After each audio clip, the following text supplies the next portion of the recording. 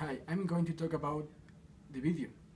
In the video, Judy Thompson says about native speakers and non-native speakers. The communication is very important because learning English is difficult. Are some syllables to have different and special sounds that with these sounds non-native speakers cannot communicate.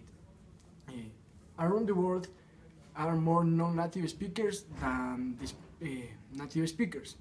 81% are non-native speakers and 19 are native speakers. Judith Thompson around the world see and learning some types of English, and she knows how the English can be taught. Native speakers have special sounds, the linkers, that are different with the sound. The communication is very important because with the grammar, non-native speakers don't understand native speakers. This is the reason because some people cannot communicate.